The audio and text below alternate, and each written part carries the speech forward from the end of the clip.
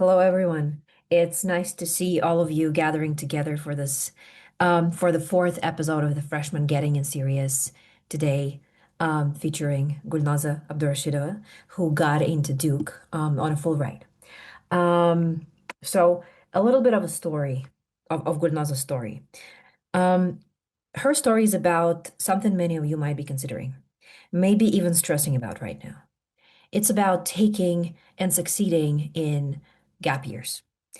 Um, Her story isn't just about taking one gap year, right? It's about taking two gap years and navigating them strategically to secure admission with the right amount of financial aid um, to the universities that she was dreaming about. Our guest today, Gulnoza, didn't come from a specialized school. She went to a regular school in Uzbekistan. Throughout her gap year, she built a virtual science laboratory that reached Silicon Valley, became a Women in Tech ambassador, organized Uzbekistan's first international game festival with 8,000 visitors, and now studies electrical and computer engineering in the US. Um, Her story is about patience, strategic growth, and understanding what universities actually look for. So, right now, we're diving into her case, story, and wisdom that she'll be sharing with us today. Gulnoza, hey, how are you feeling today? Where are you right now? What time is it at your place? Yeah, a little bit of a Hi, small talk. got it. Yeah. Hi everyone. Hi Valeria. Thanks for this amazing introduction. Right now I'm in Seattle. I'm on my winter break. It's 7 a.m. my time, so my brain is still waking up. Mhm. Quite um I guess that's it. Right. So let's start with your origin story, right? Mhm. And general application timeline, right? So, you were applying, and your application is not about one attempt, right? You applied first. You didn't get the amount of financial need that you wanted, and you didn't get acceptances from the universities that you really wanted to be in and to study in, right? And then you decided to take a gap year to again rebuild your application. Um, Right. So the first question would be, what was the biggest piece of wisdom that you took from your first application attempt? Right? Share with us your reflection on it.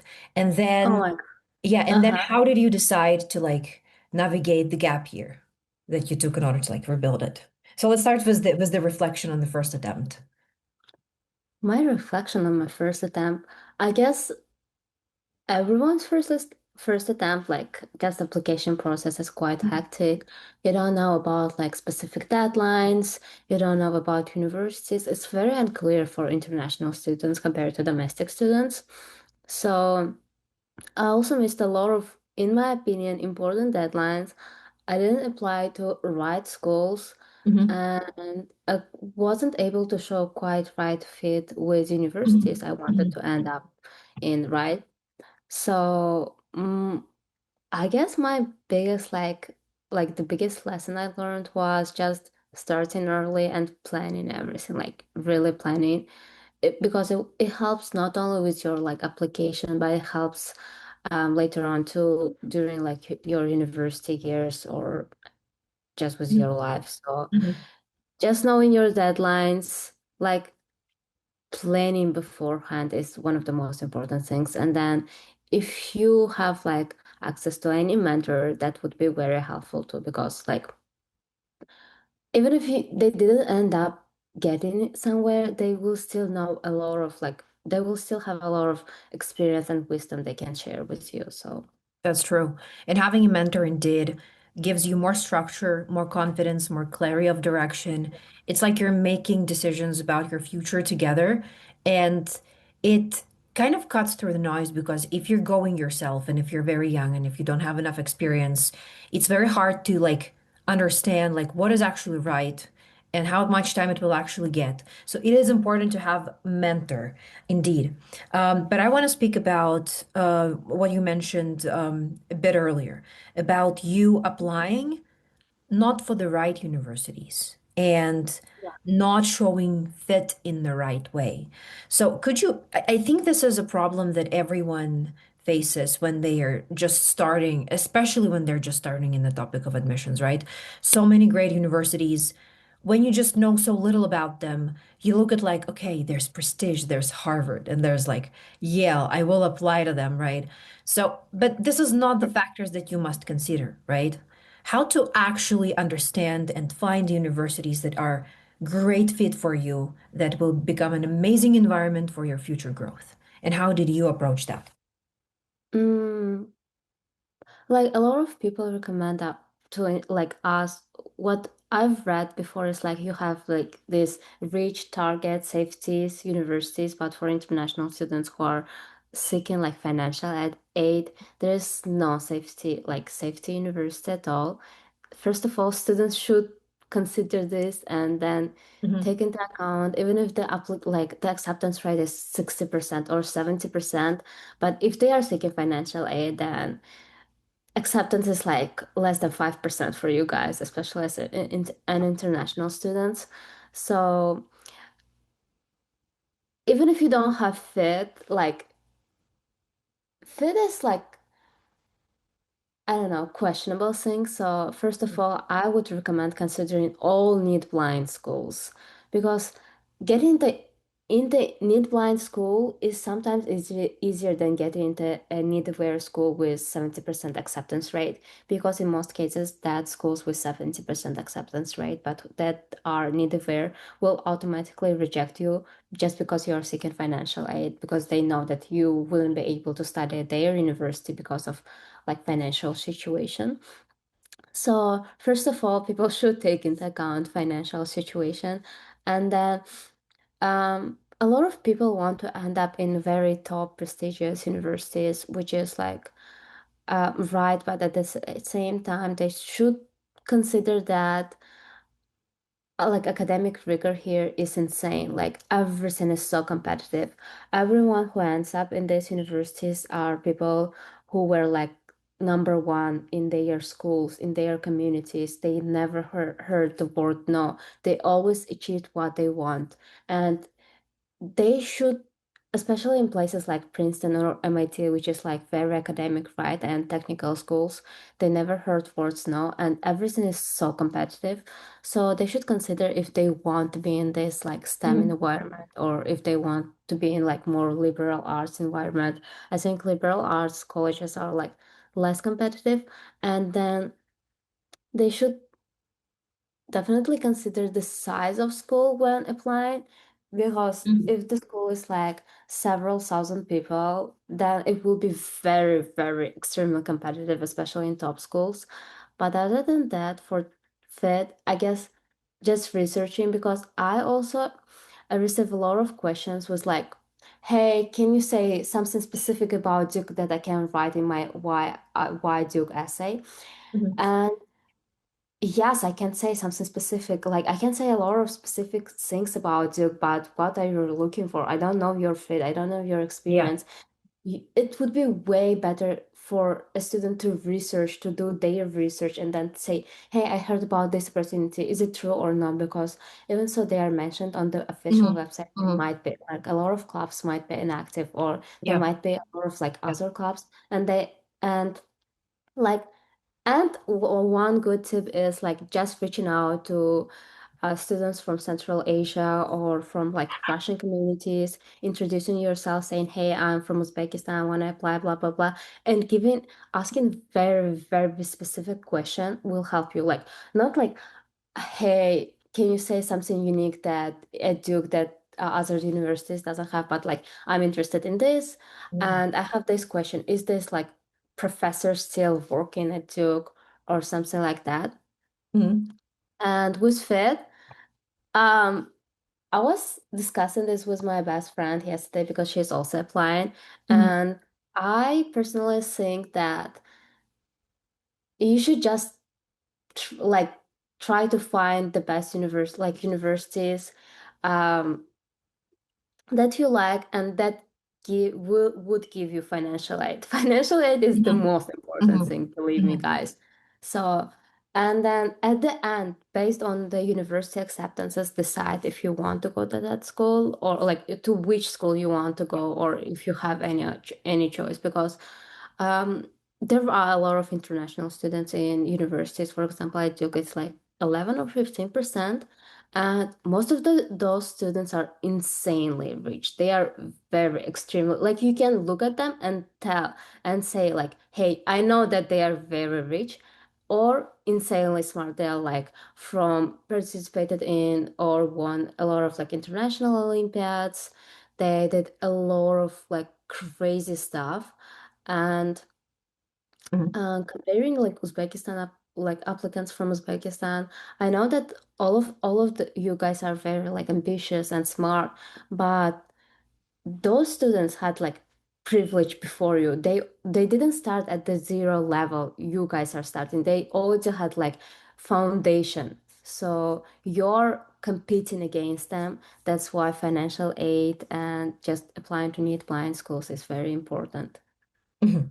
So overall, now to wrap up your answer to the question of like of how to identify the fit of university and also how to show the fit, but mostly you were answering how to find universities that are a great fit for you.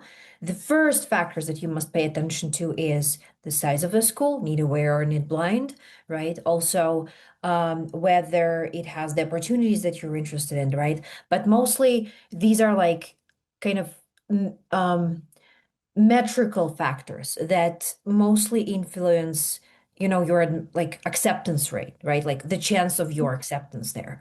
And the secondary fact, not like the secondary factor, but like if you don't weigh and make your, build your university list based on like actual acceptance rate and like knowing what need aware, need blind is, right?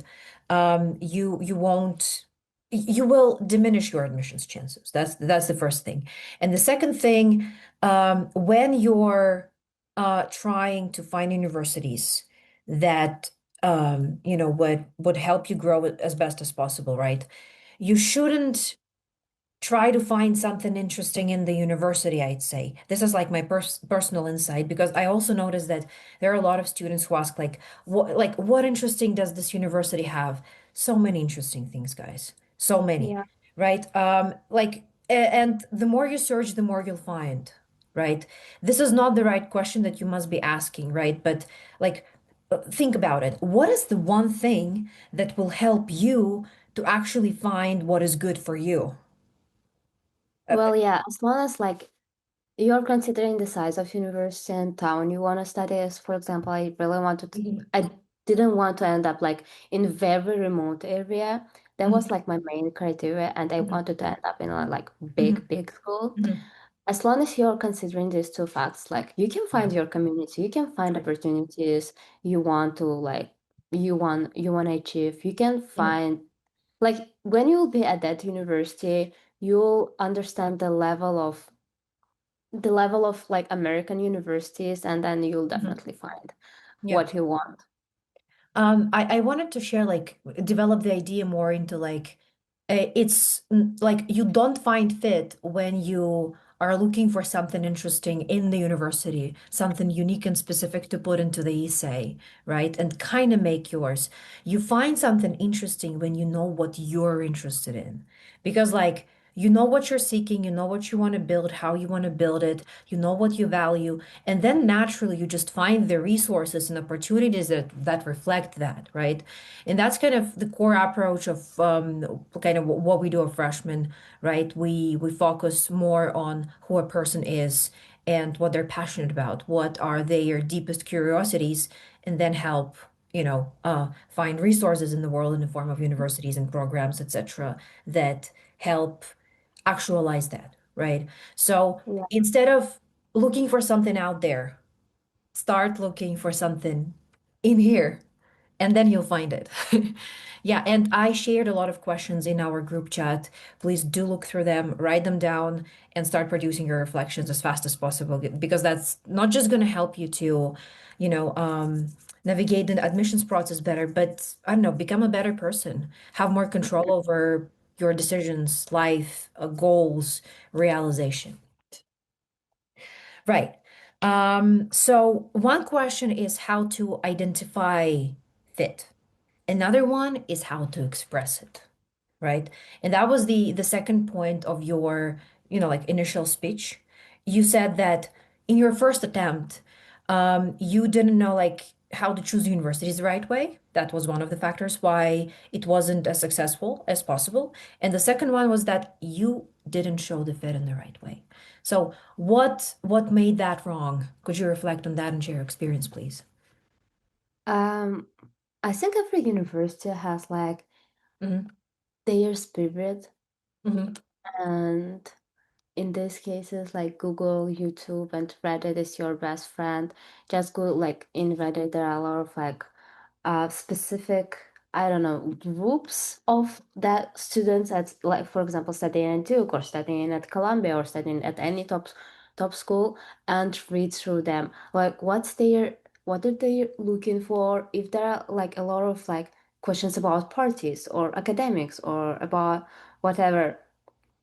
And Hmm. I do think that, like, for example, with Duke, a lot of like every second person is double majoring. Everyone is double majoring. Wow. Like a lot of like opportunities to double major, a lot of like um just support a double major, and I want a double major too. I wrote about it. I didn't know that there are a lot of people who are double majoring, but I wrote about it. And I think and in my admissions officer's feedback, they also mentioned that I want a double major, and I choose like very quite unique combination of fields like education and technology. Hmm. So this is very difficult, not being like if you're in Uzbekistan, you don't know like the school spirit, you don't know anything about school, but then reading a lot about that school. For example, I also got into Barnard and also some like some of my mentors were like quite negative about me. Like there were five essays, and all of my essays were like about feminism, and they were like, "Hey, maybe you should write about other topics. Maybe you should like diversify Hmm. your application," which is very true. But I was like, I'm too lazy. But I Okay. applied, and then Uh-huh. like Barnard is about like women, about female Mhm. empowerment. It's a lot of about like female rights, about like this fight, and Mhm. so just the way I all my essays were about feminism, I think helped me a lot. Mhm. So just knowing what school is looking for in general is not that difficult, but it's also difficult. Like you should Yeah. feel it. You should Y- feel it. You should Yeah. definitely read a lot I about mean, school. Like for example, it's yeah, very hard to explain how to get the vibe of the school, right? Because like yes, to you it's natural. To me it's also natural because I've read a lot about different universities and this exactly. information stayed with me for like 7, 8 years already. With you also Yeah. like for 2, 3, 4 maybe, right? And but I remember back when I was like an 18-year-old or 17-year-old who was applying to universities. Uh I was so much struggling with like understanding how exactly these schools are different because timelines are the same, locations are different, okay? They all are rich. They all graduate great, amazing professionals, people. Majors are pretty much the same. Courses are taught kind of slightly differently. Like, what makes them different, right? So let's try to point out for people who are just starting in the process or like who's also struggling with doing the research, university research in, I wouldn't say the right way, but in the way that would provide and build more clarity over time that's going to ease up writing supplementals, right? How to perform the research, what sections of websites to check, what questions to ask, how to connect these pieces, how to reason about this information. So to make it yours and to feel it and then use this intuitively to inspire essays. Mm, that's very interesting question. Um, and a lot of people struggle with this, like with their research and in why as essay. Usually, like they are very, I don't know. not specific to that universities. A lot of YS essays I read is was like just like changing the like university professor's name or Yeah. university club's name. Hmm. And I think this is a wrong approach. First of all, of course, you should like decide with your major and then go to like, for example, in Duke, there are like two schools, Trinity and Pratt. Hmm. Also, there are a lot of like clubs or opportunities that are offered in both schools, but they are quite different. And for Pratt, I would definitely go to, uh, for example, I'm electrical and computer engineering, right? I would definitely check out props like Duke's website, and then usually they have like approximate classes students are taking, their schedule, find that out, find which classes students are taking so you can Hmm. mention about it, so you can mention them, Hmm. especially classes first like freshman students are taking, like in spring, like Hmm. more advanced classes, but not that advanced. Hmm. So, and find out all clubs you're interested. First of all, write them out. For example, when I was researching, I had like 20 clubs I was interested in, a lot of like schools, but then I narrowed down and mentioned specific ones based on my experience. Hmm. Find every opportunity you're like, this is again very, you will develop these skills with practice and experience. So just trying to find new resources, new unique things about that university, reading a lot of like Reddit from students and like actual questions. Like students sometimes, for example, at Duke's Reddit, they sometimes ask, hey, at marketplace is like dining hall, they have this problem, or hey, I really like this about Duke, or like very specific questions about Duke or about any other school. You can Google it up, like you can find it on Google if you're just doing your research, but if you're reading it on Reddit, you'll find like very real world questions and real Hmm. world opportunities you can use. Hmm. And then look at your experience and try to connect everything. A lot of what I realized that a lot of students just write like, I want to do research with this professor, but why? Do you have experience? Will you even get into his or her lab? Hmm. Because it's very competitive once Yeah. you're here. There might be like 200 other students who want to do research with with that professor just because they have no, like just because they're very famous. Hmm. So connecting your previous experience and saying that's why I want this opportunity and I will like improve and grow as a person or in my Hmm. like professionally if I get that opportunity is the right approach in my opinion. For example, in most of like resources I mentioned, I was saying like I had I mentioned I'm I specifically remember that I mentioned Duke Hack Duke Club and Big Little and Big Brothers Club, Hmm. and I actually met them during club fair this year, and that was so amazing. And I mentioned them in a way that I would write, "Hey, I had opportunity like I was in very remote areas of Uzbekistan. I taught kids STEM and I want to keep like promoting STEM and contributing to this like STEM education. That's why I want to join Big Brothers and Big Lit like Duke's Big Brothers and Big Sisters Club. And in that club, I will do that. Hmm. So like in several sentences, but be very specific about Yeah. everything you're mentioning. One idea that I just, spontaneously got while I was listening to you.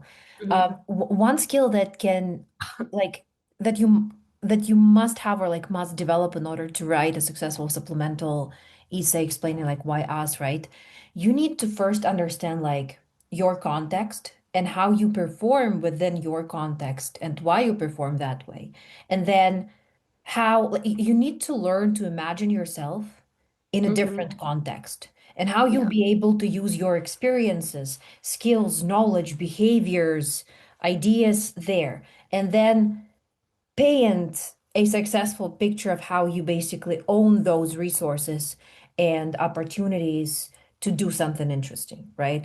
So Yeah. it's not just showing it's like, hey, I will be active in attending clubs like because they are cool and they're kind of somehow connected to my major. It's logical, right? I mean, I guess admissions committees are very interested in like also like in your imagination, right? Like what can you do with these opportunities in clubs? They most possibly like think about it. How many people in the world would be able to become great, I don't know, student government presidents? Many. But how many less or more people would be able to like, I don't know, change the way the system works or like, I don't know, bring in something completely paradigmatically new to that, I don't know, body club, whatever. Not so many. They are interested in like what you're bringing there, right? So when you're writing these essays, don't be afraid to be the most ambitious and I'd say Yeah. self-expressive. I mean, like, especially if it's American universities, right? They value liberal thinking, innovation, creativity. Don't silence yourself. Just let it out and imagine, I don't know, wildly. Definitely will require polishing through the, like through writing, but I guess this is something that can help you a lot in like getting a competitive leverage and like standing out, right? Like using imagination a lot, and contextual thinking too. Yeah, pre-plan like in essays, the most important thing. I'm not a writer, like I'm more interested in STEM and like engineering Mhm. fields, so pre-planning everything, knowing what I want to write was more like useful for me. Mhm. And in why as essays again, I had this like first of all, I did my research. I had specific opportunities and I was interested, and then I connected them to my previous experience, and then I connected them to my future experience in the paper, like in several words on the paper, and then I started writing out my whole why as Mhm. essay. Mhm. Mhm. And that like I planned all my essays. I wasn't like I'm not the person who is able to write like a good essay just by Mhm. starting and then Yeah. following the flow, right? Mhm. And also, this will work for a lot of like for some people. I don't think that like because university essays are like have like they have word limit, right? So if want to usually work for a lot of people, they should have like at least plan in their head like I will start with this is my like this like at 200 or 300 words I will be at this point, and then I will have this reflection at the end. So even if you at first you'll get like 1,000 words and then you'll shorten your essay to 150, you should still plan everything first and then have basic idea what you're writing. Yeah. Especially when you're just starting to develop your writing ability. And for most people who are applying from Central Asian backgrounds, I mean, this is not the ability that I feel like our schools are not developing it at the level at which it's being practiced at top universities, like at all, I guess. Yeah, Like especially very few schools do it really well, right? yeah. And writing requires knowing what is it that you want to say, kind of structurally in an argument way, but also then using the tools to deliver that idea in a engaging and coherent way, which is like the storytelling techniques, right?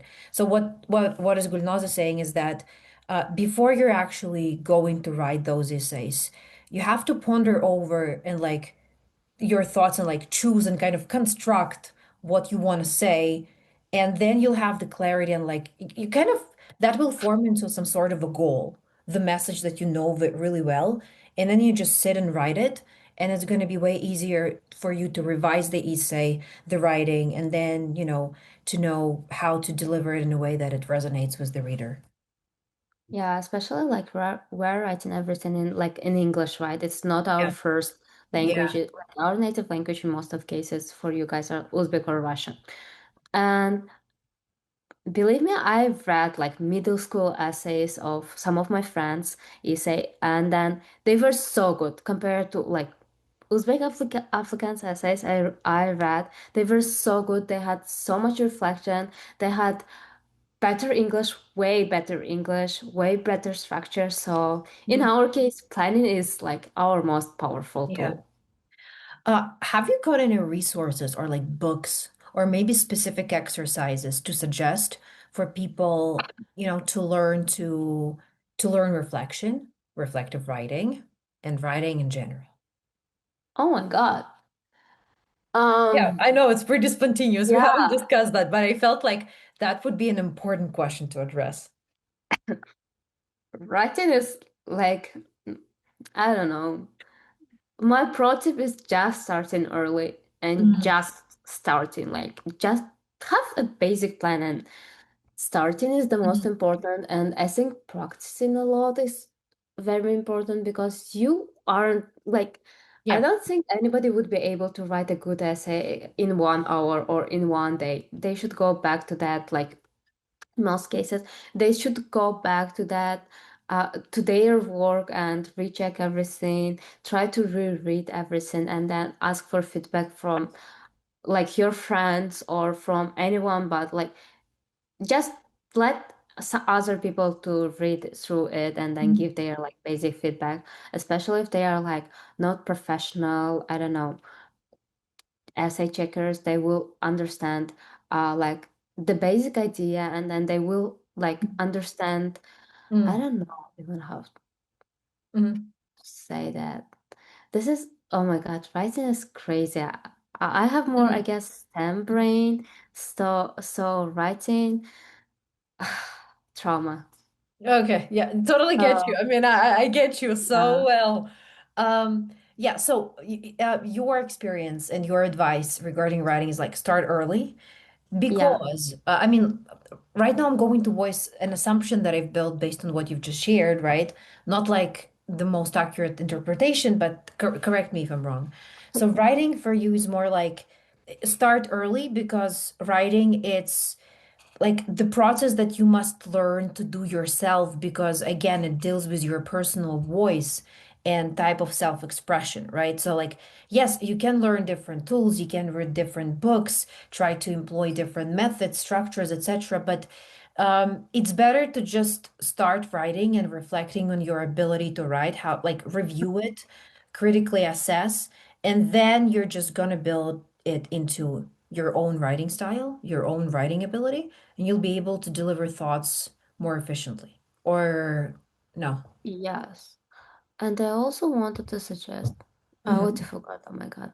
But don't use ChatGPT, please, guys. Don't Yes, use don't. ChatGPT because I checked some essays and then like I'm not an admissions officer. I don't check like students' work a lot. Like I just check them from time to time, right? But I always can spot like phrases ChatGPT uses or structures ChatGPT uses, and it's so obvious to me, and it's so stupid. You guys are using like wasting your opportunity Yes. to tell your like true story. And Yeah. if admissions officers know that you already using ChatGPT for like your application, which is very important, they would assume that you will be cheating and you will be using ChatGPT during like your university years. Yeah. It's a not bad tool, but you should use it in the right way. Please don't use Yes. ChatGPT. Don't just copy paste from ChatGPT. Hmm. Don't say, "Hey, chat, write. This is like the word limit. This is the topic. Write essay to for me or something Hmm. like that." Hmm. Please Yeah. be smarter than that. Use your own thinking, right? ChatGPT is great if you want to have like a brainstorming, maybe analytical, intellectual conversation, right? And gather a lot of information, which is nice. But analysis, evaluation, synthesis, it must be done by you. Reflection. Like it must be left to your human judgment, right? Because I mean, that's what higher education is about. It's not about just like building the essays to get in. It's about actively practicing and applying your human judgment, and writing is one of the, like pastures to practice that and show that, right? How like writing is the direct expression of your thinking, right? Yes. How you think, who you are as a person. Now, if you use ChatGPT, who you are as a person, answer this question yourself. And ChatGPT gives very like pattern specific Yeah. reflection, really. And reflection for admissions officers is more important than your actual work because they know that, again, English is not your native language. And for example, I got my admissions file, right? And I was graded on a lot of factors, and I everyone had zero for their essays because they will not gonna grade you. They will understand, like they will try to feel you, like your personality, your reflections based on their essay, based on your essays. They will try to get idea of you based on your essays. They are not gonna grade you. So it's more important to write like good reflection, like deep understanding of something or deep, like good conclusion rather than trying to use like very advanced structures or Mhm. words with the Yeah. help of GPT. Yeah. It's like first focus on understanding your thoughts and what you want to say and the ideas you want to deliver in the way you want to deliver so that every word bears meaning that is important and valuable, right? And then grammar, right? I mean, there are different approaches. I heard that some people like first when you write, focus on grammar and then something else, but like I would definitely focus more on the ideas and thoughts and then polish grammar. Exactly. That feels like more intuitive or like um I'd say more intelligently correct. Okay. Okay. Great. There's a question from Azada. What do you think about getting your essays checked and getting feedback from specific AI tools related to admissions, not GPT though? To be honest, I'm hearing about specific AI tools related to admissions for the first time because I never used that Okay. type of tools. Uh-huh. And I have no idea how they work, but I would rather recommend like to check it out, like to get feedback from real people, Mm. even if they are not in admissions, they will try to understand your feelings, not the structure, not the words you wrote, but Mhm. definitely use like basic tools like Grammarly because so I'm saying like grammar is not that important. You shouldn't have a lot of grammar mistakes. You shouldn't be writing like you is instead of you are. So Yeah. definitely use Grammarly and try to at least eliminate the basic mistakes, but try to Okay. get real people's feedback. Yeah. Wait, what just happened? It was zoom in, zoom out. Oh Like yeah, with I don't know, with MacBooks, like new versions, they work like that. I also have MacBook, but it doesn't work. Like, what do you do to do that? I don't know, like Kind if of fun. I don't know. Sometimes, Hello? oh, if I do like this. Okay. In my case, it doesn't work. Okay. A bit of a Yeah. fun moment. Got it. So, guys, we've had quite enough of conversation by now. Let me quickly run through what we've just discussed, some key points, right?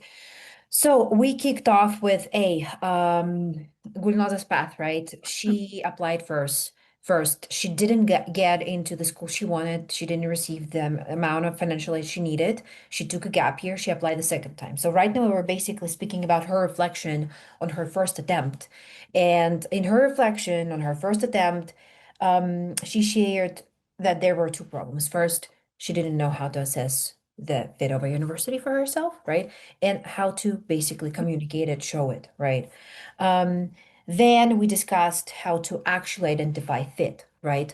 The Gulnoza's advice falls into, like not like two categories, but like two trajectories, right? The first one, pay attention to actually important relevant metrics, such as is the school need blind or need aware? Second, um, again, what is the size of the school, right? How competitive is it? Third, what was the third one? Oh, I was to be honest. Yeah. Um, Um, size, location, and financial aid. yeah. Okay. Yep. Classes, all that. And the second one is more like centered around you as a person, right? Um, that was something that I kind of synthesized from our conversation, right? Don't try to look for what's out there, right? Like and ask like what is there interesting at university, right? Try to first understand who you are, what is important for you, what are your deepest curiosities, why they exist, and then that will naturally help you find something that resonates with your nature, with your authenticity, right? And then you'll be able to basically build successful VIAS essays.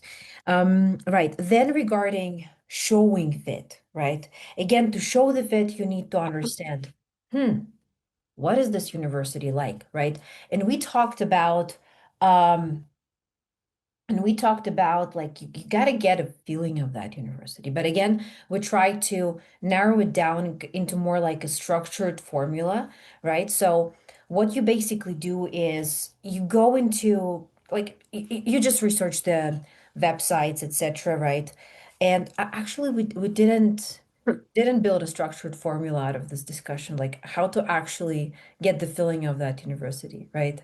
So you go Yeah. into Reddit, you look into the chats, and I think you're trying to like, I'd say the frame that we could potentially use, advise you to use, right, is Mhm. when you're doing university research, think of that university as a person or like as a character, right?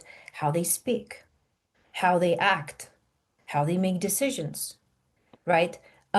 What does like what does it tell about them as a person, right? What do they Mhm. value? And once you learn to kind of integrate that information and organize it that way, with time, you will get that feeling and kind of the vibe of the university, what they value, what kind of people they look for, with what kind of thinking, right? How these people behave, how they make decisions, etc. You'll be able to actually fill that uni and then use that knowledge to, again, build successful bias essays. And I think the last point again, how to approach answering by us essays that are supplementals. You must use your experience. And again, here you need to deeply reflect on your experience in order to be able to use your experience and communicate it, right? To show how you can prosper in that context. And again, what I shared was you have to learn to think contextually, right? Okay, what is my context? How did I learn to live, behave, act, make decisions, think in this context? And how can I use this to imagine myself the context of that university, club, research opportunity all together, right? And again, not just like, okay, I will be doing research, I will do my best, but try to be more ambitious, be bolder, right? Imagine like how you can transform it, what can you build there? Because that's what they want to see, like how you can use your best talents, what will you change, right? And yeah, don't be afraid to be a bit crazy Yeah. and then integrate it healthily successfully into your application. So those were the main points of the first part of our discussion, right? And right now let's go into the second part of our discussion. There will be three. So the second portion is going to focus on gap years, right? So huge topic. I took many gap years. I'm still in gap years. Um, as a teenager, I didn't have a fine-tuned decision-making like I think in 2018, 2017, nobody knew how to decide whether to Yeah. take a gap year or not to take a gap year because there was no conversation about it whatsoever. Now we have, fortunately. So, what is a gap year? When must you take it? How you must approach making that decision, and how to not fail it, how to make the most out of it.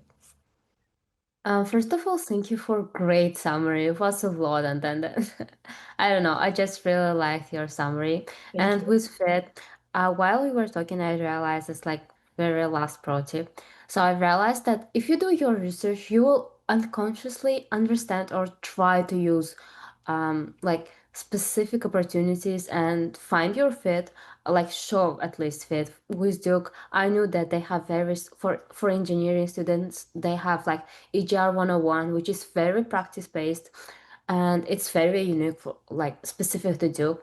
So I mentioned it and I mentioned that I like Duke's practice based approach. Mhm. And I realized that a lot of people, like a lot of students who got in mentioned that Duke is like has practice-based approach, Hmm. Hmm. which it wasn't like it was just I don't know, unconscious like seeing I wasn't purposely do like meaning or doing so. I just try to use very specific like try to use my research and then found like somehow ended up finding a fit with Hmm. Barnard and with other universities. Like if you do your research, you'll find opportunities, and even if you think that you wasn't able to show like the right fit, you will show right Hmm. fit. Hmm. Hmm. And with gap years, Hmm. yeah, this is a great question because in Uzbekistan, it's like getting very popular, Yeah. but we still have a lot of pressure, especially I guess girls, Yes. a lot of pressure Yes. I mean, I'm just not from to, Uzbekistan, but I've been through there, so I know it. yeah, to keep, I don't know, to just go to local university. And this is very like case based, I think. Answer or question Hmm. because every person should decide based on their experience and based on their like goals and based on their situation. Hmm. And choosing not to take gap year is not a wrong thing, and choosing to take a gap year is not a wrong thing. It very depends on you guys. So first of all, just know that even if other people say that you waste those years, like I according to other people, I wasted 2 years. But in my opinion, it was way better wasting 2 years rather than wasting 4 years at the university I wouldn't like, Yep. or I wouldn't end up getting anything. Yep. For example, I studied at Westminster Lyceum for some time, and I had access to like Westminster University, which is like quite a good school in Uzbekistan. I had opportunity like access to a lot of top schools in Uzbekistan, like Inha or other like governmental schools, and I don't know. I saw resources they have, and I don't know, I was never satisfied by the level of education there. And I'm very happy that I took gap year. I like those gap years and then ended up Yeah. in like university I'm right now because the level of opportunities here are insane. Like they are insane. They Hmm. have so many resources. They have so much money. They have so much to offer. Yeah. It's at the end of the day, it's just you deciding if you want like to go for it or not. And in most of cases, taking gap year is definitely worth it. And even if you don't end up in university, even if at the end of the day you'll again choose Uzbek university, you can always do like your MBA or master's degree Yeah. abroad, right? Okay. You will still see experience a lot of growth, internal growth. You will have time to like you will have time for reflection and just like again personal development. But I don't think that everyone like I don't think that gap year works for like all people because sometimes I see students who are taking gap year and I don't want to demotivate them. I don't want to say like anything bad about them, but sometimes it's not Yeah. worse for them because, for example, one of my very good friends wanted to take gap year, but I knew that um she wouldn't like I knew that she wouldn't be able to like to work every day for her goals, to be honest, Yeah. because gap year is like you controlling yourself, Exactly. you working for your goals every day because oh my God. Nobody's like in adult life, in universities too, nobody's controlling you. Nobody's saying, hey, you should do that or you should do this. You're you either do that or you don't do it. You don't do it, you'll fail. Like you'll still get some kind of like results based on your work. And again, with gap years, a lot of students from Uzbekistan, I guess, apply to universities. They wait until May or April for their decisions, and then they realize that they didn't end up in any university, like they didn't got into universities, they didn't get. And then they try. to get again right, they decide to take a gap year, but at that point they already wasted like 5 months of their time instead of like developing and working during that Yeah. time too. Yeah. even if you're Even if you are still like hoping to get into universities, and hopefully you will get into universities you want, you should still be working on your application, on your personal development every day, because during summer too, if even if you got like if you get into your dream university, you should still be working on personal development every day, because university is about discipline. It's about managing yourself, like managing and controlling yourself. Hmm. And with gap years, if you have if you already have like strong case but not that strong, because some students have like really good cases, that they have insane cases but they didn't end up getting in, right? And there is even if they try every day, they couldn't see a lot of improvement during that year, like application wise. So they can't show it to admissions committee. Then Hmm. please don't take it. Always have plan B, Hmm. Korea, Italy, or other, like China is Hmm. good option. Always have plan B. But and if you have very bad case, like if you don't have like SAT, or okay, SAT is not like that. But if you don't have like Okay, I think everyone applying has at least IELTS or like TOEFL or Duolingo. Yeah. But if you have like very bad case, you don't have any activities, you don't have any like um honors, then just go to Uzbek University and try like your best, like try again for master's degree. Hmm. Because you won't be able to build everything in 1 year. Hmm. And admissions officers sometimes know that you're doing everything just to get into university, especially if you have like very short, I don't know, activities like 2, 3 months. It's not like if you have one or two of them, it's not bad. But if you all of your activities are like several months or under 1 year, then admissions officers will definitely not like it. Yeah. So if you have if you are standing exactly in the middle, if you have some good activities, if you have like one or two or at least one, like really good like international or like Uzbekistan level, like national level award, then you should be like, you may think about gap year, but Hmm. again, as someone mentioned in the comments, it's like gambling. Yeah. Sometimes it's worth it, sometimes it's not. And yeah, I guess I gave a lot of tips here right Yeah. now. Just A lot. self-development every day, and then Hmm. knowing that just be realistic, guys. Because Hmm. again, it was the case of my best Hmm. friend.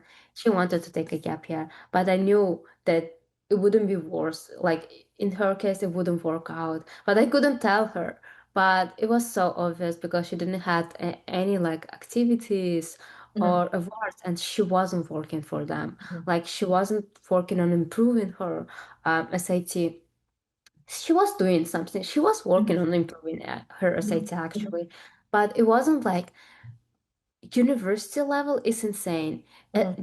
SAT is very basic stuff here in the USA, and you should be working like 5, 6 hours of if you want to get on like good SAT score every day, like in several months, because you're already in mid-May or mid-April when you got all your Hmm. admissions like results, right? Okay. You should be already working, and you should be working a lot on your application. It shouldn't be like, oh, I did 1 hour of SAT practice today. Hooray, it's a day out. But on the other hand, you should be working, yeah, very much, 5, 6 hours at least, Hmm. and then you should be again improving your activities. You should be improving your whole application essay Okay. writing skills. So let me right now kind of break it Mhm. down into a clear structure, like a decision-making process that can be applied by students who are considering taking gap years, right? So first, when you like, I think it's important to also mention like what is the case that you're considering taking a gap, right? Have you applied and you haven't get in and you want to take another gap year, or like are you like late, right? You're a high school student, a senior, but you're late with the decision of applying. And you're like, okay, I understand that I really want to go to the US, but it's late, so I'm taking a gap year, right? Yeah. Okay, that's the first thing. The second thing, okay, how to make a decision. Take it, not to take it. Will I succeed or not succeed, right? I guess it's important to also ask yourself very straightforward, direct questions, right? And be very honest with yourself. The first one, okay, if I'm a high school student or like if I study at high school, how much of my commitments and responsibilities do I consistently deliver on, right? Like the school pressures. Is it like higher than 80%? If it's higher than 80%, I think you're like in, like you can take a gap year because that most possibly means that you'll be able to be self-driven and kind of control yourself, right? Use your executive functions to actually make decisions and like do what you have to do, right? Or do you not deliver, like, do you deliver on less than 80% of what you're expected to deliver on? Why this question is important is because um, when you take a gap year, there's no system that controls you. There's only you, your brain, and you knowing what you need, how you need it, why you need it, and doing that. If you, in the system that controls you in a controlled environment of a school, don't deliver on commitments and responsibilities, most probably you won't be able to control yourself when you have full freedom, right? Um, I wouldn't say that this is like an absolute kind of you know, model that can be applied, but that's a highly valid model that you can use as a reference to help yourself make a better decision regarding taking gap year, right? Then the next one would be, uh, okay, now can I actually learn to control myself, right? And to actually, execute everything I need to do. If there is a growth over the last 3, 4 months of like, okay, I knew I had to do that. I'm doing this. I wanted to do that project. I did that. I see that I'm doing more than most possibly you're growing and you will be able to deal with the gap here, right? Another question would also be, okay, if there's no system, who is someone that I could rely on in order to have the structure, to basically, um, okay, listening I reflection totally skills of agree with this, with like come on back and the answer you have. Thank you so much. I mean, I don't know, I'm just having a really good day with the 3 hours of sleep, but I still do. Um, yeah. And wait, I disconnected a bit. Okay. Gap year. Okay. Yeah. Have you been growing for the last 3, 4 months? Then you can make a calculated decision that yes, most probably I can. Oh, and then the next one, who can I rely on when I will have a gap here? Who will help me to stay focused, right? Because again, you have a lot of freedom, right? When you just get out of the system, and I've been through that, right? As a teenager, I got out of the system that was having a, set of expectations. And then I was like, okay, I'm here all by myself. I decide what to make of these opportunities and experiences. I decide what to think and how to think. I decide everything. What do I do with it? I don't know. And there was no highly skilled, high perception, highly talented adult who would be able to kind of mentor me, unfortunately. So I was struggling a lot. I had to like be my own mentor all the time. So find people who can help you, stay structured, disciplined, and motivated. And the best way to do it is to basically like say, hey, I I'm struggling with controlling myself, but I really want to achieve this goal. Okay. I really need you to like be checking in with me on a regular basis because that is going to push me and like create this relevance that it's important that my goals matter and etc. And I know that for young people it's very important because again, you're still learning what's important for you. You're still learning to prioritize that, right? And it's important to have people to help who help you make meaning, who kind of strengthen the importance of those goals around you, right?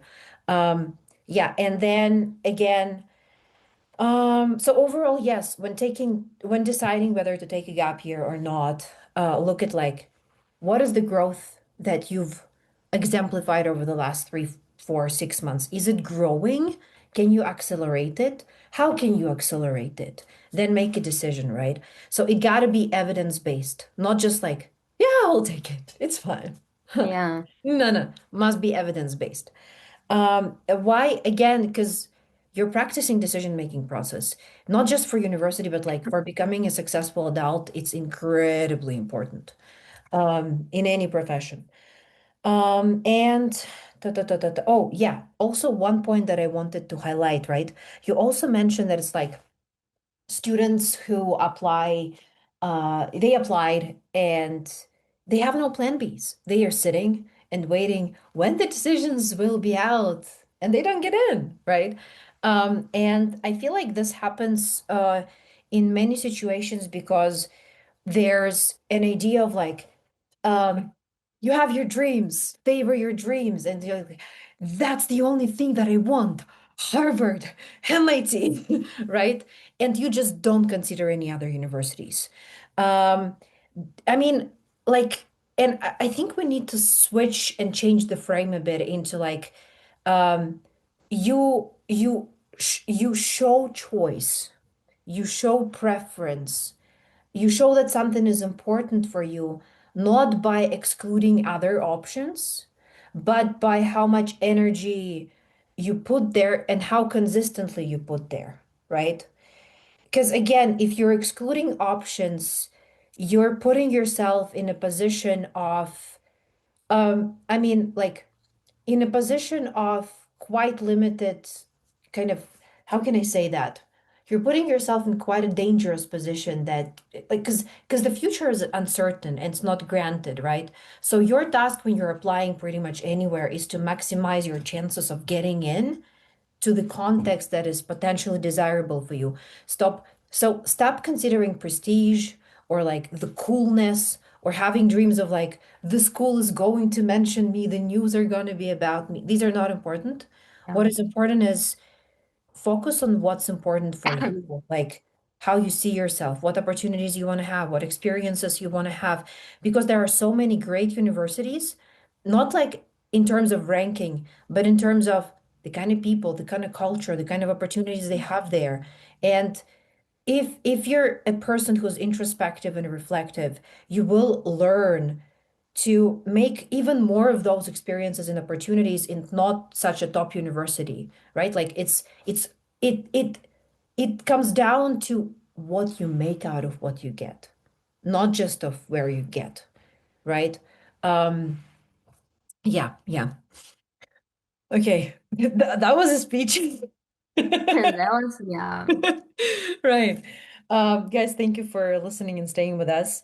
Great. So that was the thing about gap years. And now I think, Gulnoza, do you have anything to address or like to say to add to what just shared? Yeah, I was just thinking that gap years are worth it as long as you're working on yourself every Yeah. day. And as you mentioned, like top universities are not like the only schools you should be applying to. There are a lot of other schools, and as long as you got into like I don't know US school with full ride is way more important. As long as you got into full ride, you're already one step ahead of like your peers in Uzbekistan, if this will help you, and your peers, some peers in the USA, because people are taking like loans, people are taking crazy like loans just to like pay for the university here too. So you will still have like approximately the same level of like opportunities, especially work wise, internship wise, and it will depend on you from that point. So it's more important to get into university here in the USA with full right rather than being like shown in Kunuz or any other news articles or people saying, oh my God, this guy or this girl got $3 million Mhm, scholarship. Because mhm, if it's not full right, if you can't be here, if you're like, if you can't afford school at the end of the day, then mhm. it's not worth it. Like Yeah. that's just like nothing, to be Mhm. honest. Yeah. I had another idea that I think is important to discuss too. How to develop a strategy for a gap year. How do you decide on it? How do you decide what to do and like, yeah, and how do you then manage your time too, right? What do you decide, how to set priorities, right? Yeah. Well, in most cases, after like first application, you'll probably know like the deadlines, um, schools, you have way more experience, you have way more knowledge on Mm-hmm. application process. So start early, please. Please Mm-hmm. start all early. After you submitted your last application to the university, the like you can rest for one day, okay? But the day after that, start working on your like extracurriculars, not your SAT and IELTS, or maybe even SAT and IELTS if you're not like if you're a little like scared or unsure, but start again working on your application, not application, but activities, because activities and development like growth is for yourself, not for the university Yeah. application. And you got your like decisions on, I don't know, March, April, right? And then like you ended up being rejected from every other university, and then you have some idea. Every student has some idea of mistakes they made. For example, oh my God, I wrote this essay under one, like in one day. That's the problem. So you should make sure that you are not repeating your mistakes again. Or, oh my God, I don't have specific SAT score. And SAT and IELTS is very important. If you don't have 7.5 or at least 7, or whatever requirement is for universities, usually it's 7.5, right? And then more than 1500 SAT, then I don't know, guys, work on that. Mm-hmm. Please work on that. Mm-hmm. And your strategy over like if you're deciding to take gap year in winter and spring, you should be again working on like on your application, on trying to apply for like other opportunities, like I don't know, summer camps or summer research opportunities like that. And then during summer, you should begin working on like academic things. If you don't have SAT or IELTS score, work on that. Start writing your personal statement in summer. Start working on your university list in summer. Have those like a lot of students from Uzbekistan, they don't have like good university list. At like they will decide on the way like, oh my God, this school looks cool. I will apply, blah blah blah, right? A lot of students decide on the last two, like on the last months where to apply. No, that's very wrong. Know what schools you are applying in summer. Already like have like essay questions. Already start working on your personal statement. Improve your SAT and IELTS skills and work on your activities Mm-hmm. and awards a lot because it's universities will look. First of all, they will look into like you can't improve your grades anymore, right? They will first of all they will look into SAT or like any improvement, and they will look into your activities. If you apply to that school like last year, in most of the cases they will check your last year's application and look at it and think, what improvement that this person had. Mm-hmm. Did their like activities improved a lot, or what growth, how they were working on that? So activities are very important, Mm-hmm. and yeah, again, awards are Yeah. very important, Yeah. and grow academically because after school you don't have any opportunity to like any chance to prove your academic like I don't know strengths, right? So you should have at least good SAT score, or you should have anything that would prove that you were working on your academics, you were growing, and you became like you become smarter. I guess this is like the main points. Mm-hmm. Yeah. And apply early. Mm-hmm. You if, a lot of people underestimate the power of early decision too. if you like just apply early decision to any Mhm. university, even Mhm. if you don't like it, like just try to find the best university you would be happy to Yeah. like to study and just use that opportunity because as an international student, it's very important to use every Mhm. chance. Yeah. Absolutely agree with you. So overall, to plan your gap year strategically, right? You must kind of look at your case and portfolio as if you're an admissions officer and assess it as if you're an admissions officer. You look at your academics and you're like, okay, I've got this GPA, I've got this score, I've got this score. Great. How much of a growth in this area over this gap year would be impressive enough to make me a way stronger applicant? Okay. Now, if you graduated from high school and you cannot do anything about your GPA, what can you do? Potentially engage in, like self-directed learning, right? I remember that, when I was working on my applications, in my case was basically I applied the first time to 15 universities. I was rejected by all 15, right? Then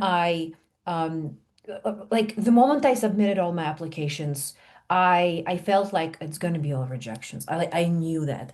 Then I went working and I started earning a lot of money, um, and saving a lot of money to again allow like find mentors, right, to kind of rework my application.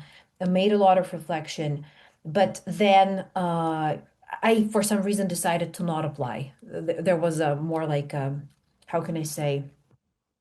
Mm, I don't want to say personal reasons, but my soul was asking for like stay in the country and I don't know, find your purpose. So I listened to it and I stayed. I don't know if I'm happy about it, but anyway, a bit disconnected from the topic. You must look at your academics. Oh, why I started sharing the story was that I was working on an application. I was like, okay, I'm out of high school. My GPA is not my best. My A levels, some of them were flunked. So what can we do? I can become my own teacher. So I started looking at like, okay, what can I learn? How can I learn? How can I train myself and teach myself a subject in the best possible way to kind of make myself prepared for the Ivy League, right? So I started analyzing the way they teach courses there, how professors teach their curricula. And I started implementing those methods and principles in my own self-directed learning. And if you're able to kind of kick that off too, and then communicate it in your admissions file, right? I think that will show a lot, like it will show a lot to admissions officers. Yeah, First, you're like, I would they definitely. understand what they're preparing themselves for, right? Like they understand where they go, right? Second, self-directed learning, great. Oh, another question would be like, how can we assess the growth, right? Because you study, you must take some tests. It can be like trial papers, but again, you need to find a way to formalize that. It's a good thing, like if you have money, you can go and take A levels or like some tests, right? If you don't, possibly taking past papers and like just sharing that information would be cool. So that's about academics. Then looking at your activities, this is, I feel like, one of the not like hardest, but like trickiest portions of the application. You also look at them and you're like, okay. Are they aligned with my intended direction? How do they actually add up to it? Second, what can I grow them into? So again, you'll have to learn to use a lot of imagination and like future planning and then building towards it, right? Right, executing it. And that requires a lot of creativity and that involves a lot of uncertainty. Uh, that's exactly what makes this portion really tricky. So learn project management, I guess, right? And goal planning. And then what was the third portion? Writing, right? No? Yeah, with writing, a lot of like topics are not that unique as long as like if no, you are not applying to Chicago because they always have crazy essay topics. Mhm. But other than that, usually topics are either on diversity, why this major, or something like intellectual or your Mhm. experience. I Mhm. also have like Mhm. 6 or 5 really good essays I liked, and I was reusing and reusing them. I'm also like, I don't know. I didn't write a lot of new essays. Like I just had very good content and I was reusing them again. And if you write those essays during summer, if you have like this for at least diversity, intellectual essay, why this major, and then like your experience related to that field, right? That's it. Like you can reuse these essays if they are really good for a lot of universities and then they will work. Okay. I, Okay. I like Hmm. for Duke, I didn't even write new essay. It was just why Duke essay. Other than that, I was reusing my essays. At that time, they were asking, like, I guess for like three essays. And for a lot of schools, like, I just wrote new why us essays. And other Hmm. than that, I wasn't rewriting any new essays. I was just reusing what I had. Hmm. So All right. just has just like work on what you have and then have like these four essays again and reuse them Hmm. over and over. Okay, so we talked about fit. We talked about navigating gap years and make how to make a decision about a gap year, how to make the most out of your gap year, how to plan out your gap year, right? A lot of micro topics. But then we have the sword portion of our event, which is the most interesting. Because like if you look through the chat event group, you can know that Gulnoza has something special to share with you, right? Which is admissions file. Oh yeah. That's what I'm talking about. To you, Yeah, that's not something special. actually. But wait. I want to hold the intrigue. I want to hold the intrigue, and guys, bear with us because there was another request to finally answer the questions, right? I think we can allow for like maybe 3 to 4 minutes of airtime to respond to your questions that you asked in the chat, right? Um, so, and then we're going to go into admissions file, right? Let's start with the first question from my Ganam Tushkanbaeva, right? Hi, Ganam. Yeah, really appreciate you asking this question and having you at our event. So, what would be, Gulnaza, what would be your biggest piece of advice for approaching Duke's specific supplemental essay prompts? I'm not sure about this year's Duke essays, but I think they only have like white Duke essay.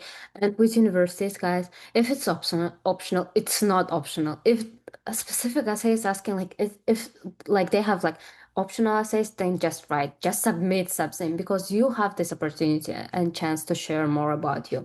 So Hmm. if it's something is optional, it's not optional, it's required. Hmm. Hmm. So and with biggest piece advice for approaching Duke specific supplemental essays, I think they only have wide Duke right now. Hmm. Hmm. So again, doing your research, if you're in engineering, I definitely recommend mentioning EGR 101. Um, Let me write. Can I answer to her? Yeah, I think so. Yeah. Can I like quote? So I definitely recommend mentioning EGR 101. It's quite unique opportunity. I recommend for all Duke, like for all Duke essays, I think Flange is quite unique. Flange, I definitely recommend mentioning Hack Duke. What else? I recommend mentioning Catalyst. It's like professional organization and Cube, Catalyst, Cube, Scale and Coin. I know that Husan, who was accepted in the Duke, like this, like last application season, also mentioned Scale and Coin. Um, Hmm.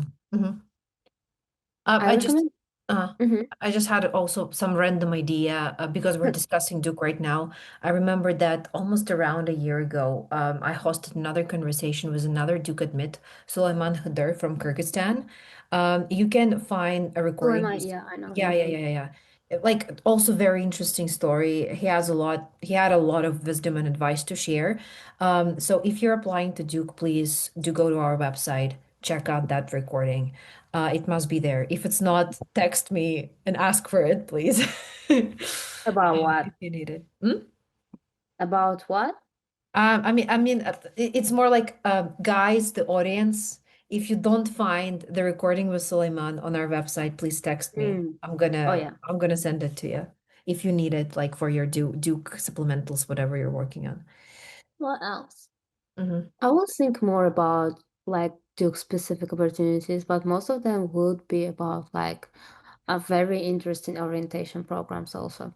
Mhm, Most of them would be about like related to engineering because like I'm studying engineering and I know more about it, right? mhm, mhm, But French is very unique to, I guess, to Duke mhm, and it's like general. I will look more and think more and then write like message, send a message to the group chat. mhm. All right. Then another question. Let's go into no, no, no, no, no, no, no, no, no, no. Okay, okay, we discussed that. Do you think the school applicant's study affects the chance of getting into what school did you I think the question is like, do you think the school that you study in affects the chance of getting in? And I'd say yes, it does. Gulnoza, how? Um, Unfortunately, it does. Like, I can't say no, it doesn't. Because like presidential schools or like A level or AB school, IB schools are already like proven. And most admissions officers think if you can, are concerned if we have like enough academic rigor or if we're enough academically challenged to like do Yep. well at top schools. And they all somehow like more or less are familiar with presidential schools because like there were a lot of applicants, right? They all and then school counselors have definitely have better school profiles with all stats and stuff. So if you're studying that kind of like presidential schools or any other like presidential related schools, then it would be helpful. And if you have opportunity, like if you have chance or if you're like little brothers or sisters thinking about applying to presidential schools, definitely apply UWC or any other like any any way you can prove that you were enough academically challenged, any way you can prove like your academic I don't know, like your knowledge and that you have enough academic skills would be always helpful. Mhm. Okay. Yeah, so overall, if the school affects, right, how in how like in how prepared you are to actually for academic work at that university. Yeah. Again, if you understand this and you're able to train yourself, no matter the context that you're in, right, to grow to that level, that would actually look even more impressive than just applying from top-notch schools, right? Like if you're from a public school, but you're kind of training yourself and creating artificial, environment that kind of, lets you grow to that level. This is incredibly hard, and that shows your self-drive and creativity. And it's going to be like, wow, they really want to be there. They understand this. Wow. Okay. Yeah, and the way they also asked about a way to prove academic rigor for STEM from non-specialized schools. Mhm, Um, it's again through projects like, and in your so first of all, SAT is one way to prove your academic rigor, mhm, and then AP exams. If you have opportunity to apply, like to take them, then just take them because I know that they're not like sometimes they have just exams, not classes. I'm mhm, not sure about it. Don't count on this. Like just double check. But if you have any opportunity to take like IB exams or AP exams, just take them. Even if you get bad score that's okay. If you get because if you get a good score, you can use it.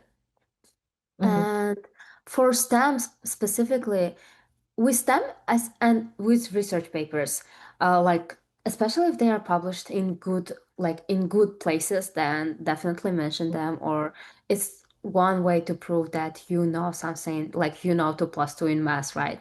You mhm, know your stuff in that field. And with them, I think it's easier compared to other majors because you can show it through your projects. You can show through like the language you use or in your essays in why major essay you can write about your previous experience and then um you can write about your projects and then write about it in a smart way. Like I realized that a lot of Uzbek applicants I don't know, they don't read a lot about their major or don't they don't have this intellectual like strengths. I wouldn't say so, but don't have they can't prove their intellectual abilities even if they are very smart. But essays is one way if you don't have the access to SAT or APs or IBs or any other stuff. If you can show that you did your work. For example, there are a lot of for engineering. Again, there are a lot of YouTube tutorials. There are a lot of online classes or computer science. There are a lot of free resources, and if you utilize them, and then you can write a good essay about it. This is one way to prove your academic rigor too. Please use like bougie, very um, field specific words sometimes too, because I don't know. Even if you like, if even if you think that not that admissions officer wouldn't understand it, they would understand it definitely. Just sometimes try to use very like advanced, I don't know, try to explain advanced things in a simple way, but also use like very advanced niche words specific to your like field. Yeah. With engineering, I would use like something like Raspberry Pi or Arduino is not very specific, but at least it proves that I had Hmm. like this Hmm. experience, right? Or I don't know, I would write about connecting something on the Arduino board or creating specific PCB. So it will show like that I had experience. So essays is one way to show that you have experience. And in optional essays, if there's a question between choosing like sometimes in Common App you can choose one topic and write essay about it, right? Then please write, if you're not coming from like very rigorous school, then please write intellectual essay. Write a good intellectual essay to prove that you're academically strong. Use very niche words, and again, write very niche, I guess, essay. Be very, show all your skills, show all your knowledge in that field. Hmm. Great. So wait, what question have we been discussing? I got a bit disconnected. Prove academic rigor for STEM from Mm, non-special. mm, mm, mm. Okay. Can having bachelor degree in a US be an advantage and then get into US for masters? Yes. But like you can get into US uni for master's degree from pretty much any university. Again, depends on your activities, how you pitch yourself. There's no context that can be severely disadvantageous. It depends on your creativity and what you make out of it. Yeah, it Um, depends on your previous yeah. experience with masters. You should like prove that you know your stuff Yeah. in that field, right? Okay. So we can still get into any university as long as you like try and vary it a lot. Okay, I study econ at Uzbekistan. Okay, in Uzbekistan for bachelor's. Is it manageable to get into computer engineering for master's?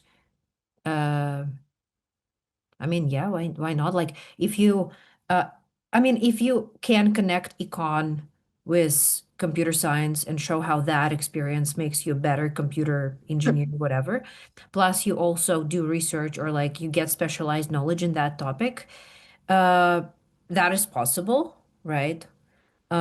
But you need to do lots of research and speak with people who kind of changed majors that drastically from social science into like math tech. Is it okay to get upset? I'm sorry. I'm already tired of speaking. Is it okay to get acceptance letter without knowing my major well? I know a lot of people like that. To get It acceptance, depends because he yeah. asked masters too. For masters, if you're like changing your major to computer engineering from economics for masters, you should know a lot. You should prove your like again experience and knowledge in that field to get into masters, because masters is way more challenging. But for undergraduate degree, yes, that's totally okay. I know a lot of people in Pratt, which is engineering school, or majoring in computer science, who never wrote a line of code before that. As long as you are not like, I don't know. Duke is like very top school, but it's not like uh, MIT level school where everyone knows how to code, right? There are some students who didn't even wrote a line of code before, but they are still studying computer science. And definitely, if for undergraduate, you can get into Mhm. school without previous. without a Mhm, lot of previous like exposure to it. mhm, mhm. Okay, so questions. Can having that? Okay, we talked about it. Prove academic rigor for STEM from non-specialized school. Oh, I think we replied to that, right? Okay, I'm technically Yep. taking a gap year while being 10th grader at the moment. So does it mean it affects my gap 10th grader? I'm taking gap year while being 10th grader. So does it mean it affects my admission? My school is somehow useless for my future career. So I was considering moving to another school if it does have it. So wait. User, we don't know your name, so we're gonna call you user. Um, like, do you take a gap year while you're in high school because you're like, okay, I'm not satisfied with my school. Right now I'm just in self-education, like, or how does it look like? Ah, you're just skipping classes. That's bad. That's bad. You still need to have a good track of like good academic record. Well, in Uzbekistan, classes sometimes are like very lecture based, and I don't know, some people think that public school is like not, I don't know, useful for their major and skip, and then they would still end up getting a good like all A's and stuff. If I'm not sure if this is a good approach or wrong approach, but as long as you're working on your self-development, for example, I was getting easy A's for chem, or like I studied chem for 5 years. That's crazy. Like everyone studies from Uzbekistan chem for 5 years, and I was getting all A's, right? But I took chem this semester. Oh my God, and it was disaster. I almost failed that class. So if as long as you're working on yourself and then you're getting knowledge you need for your major, then I think it should be good. And about changing your school, I wouldn't recommend if it's not like if you're changing from one public school to another, then um, and if you're not still not attending that school, why? I don't know why you're changing your school. Because it's better to get recommendation letters from teachers who know you well, who know you for several years. And when you change your schools, it will be like you would be in difficult situation because you need recommendation letters from like your new school, and you might get letters from your old school. So, and you can get good recommendation letter from a teacher who knows you for several months. Mhm. Okay. Okay. Uh, And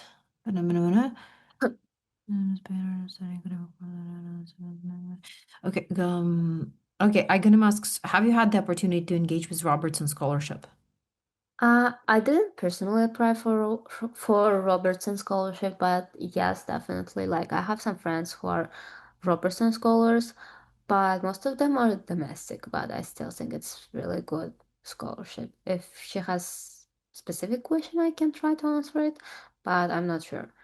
Also for Robertson, you don't, I know that you need to apply for it during your application process or before like freshman year, but they will also choose one more freshman during freshman year. So you can still get it during your freshman year, but it will be like crazy competitive.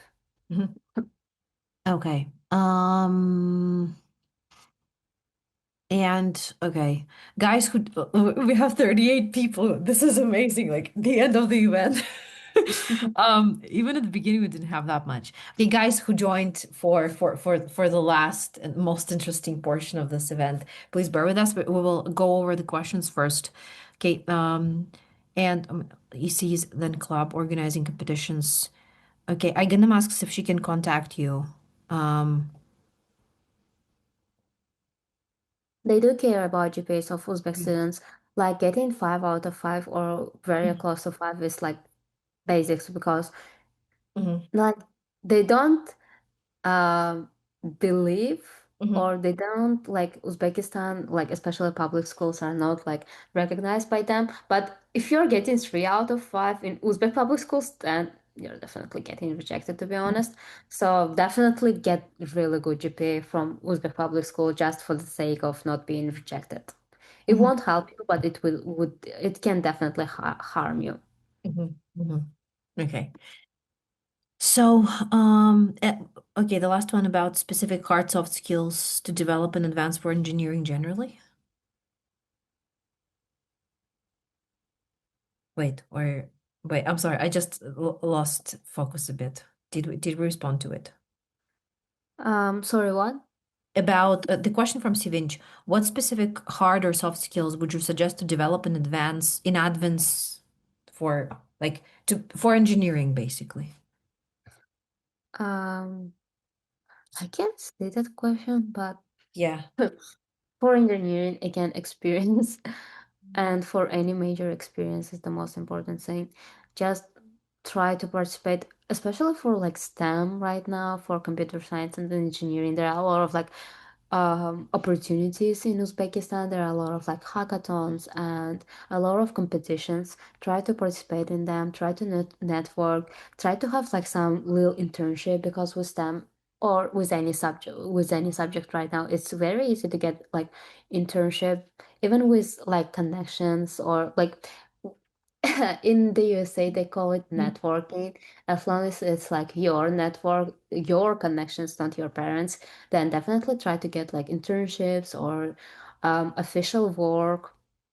Mhm. It would be really helpful, and then try to have very good projects. And if you can have with them, if you can have like portfolio or with arts or with music, if you can like put together a portfolio, definitely put it and then definitely submit it.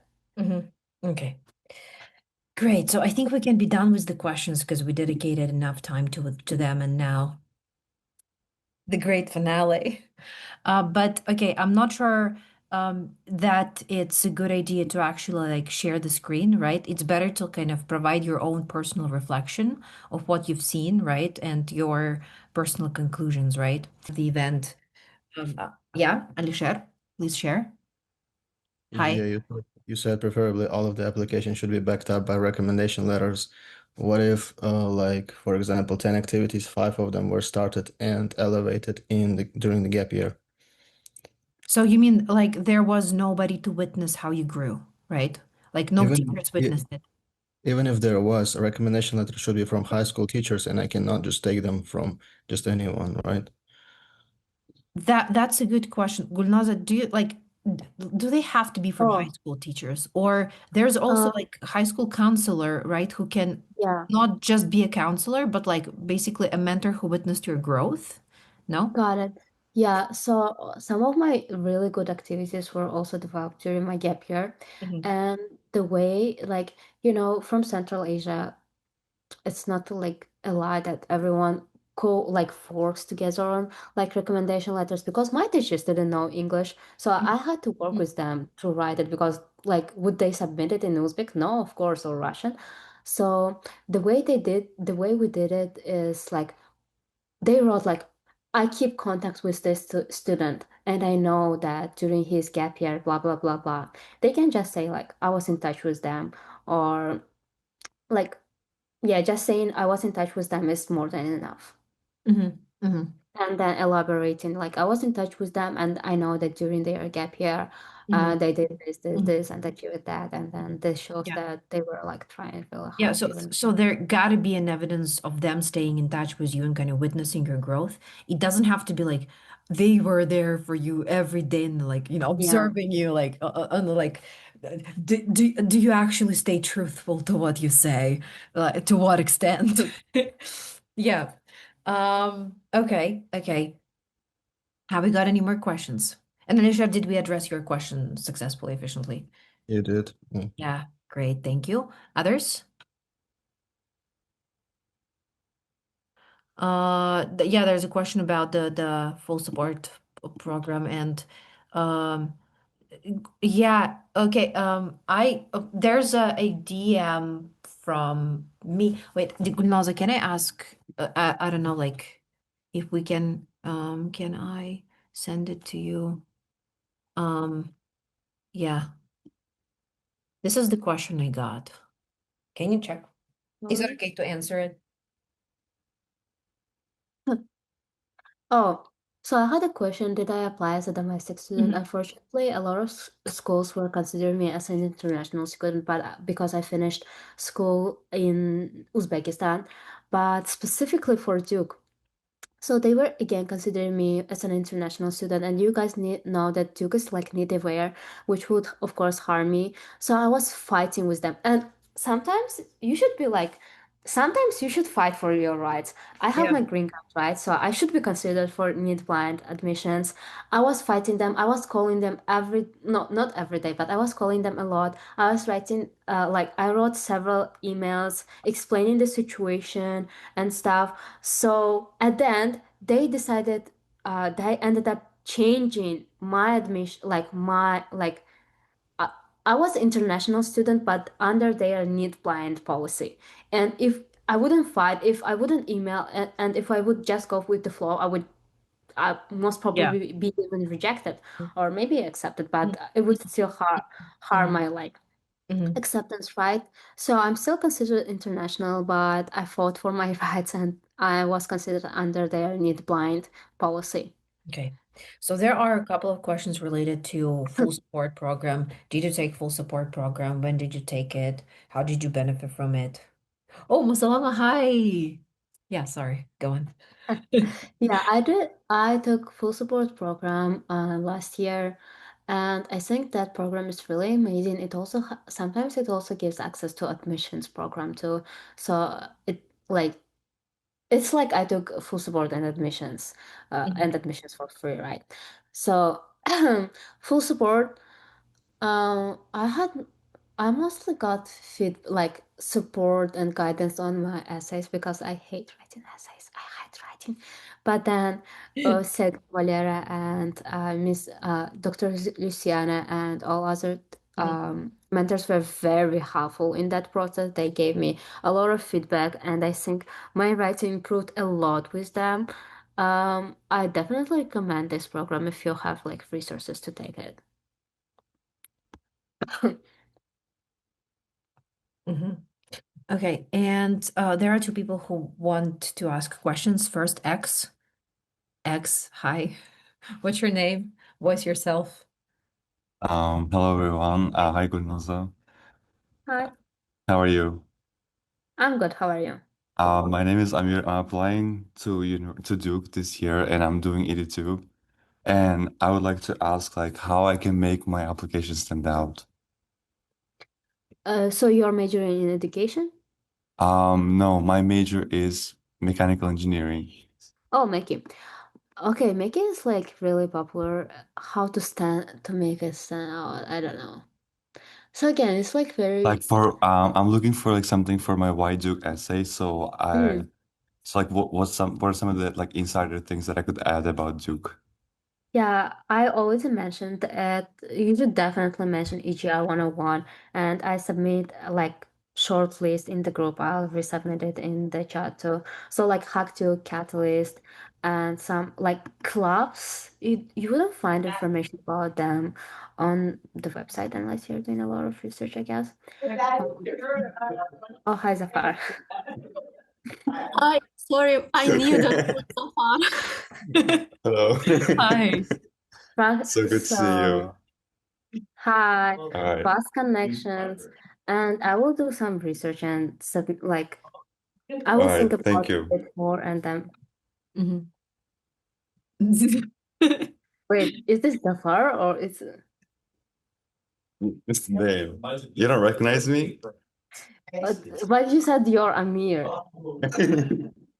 Okay. This Yeah. event gets even more interesting the longer it goes Yeah. with the twists and turns.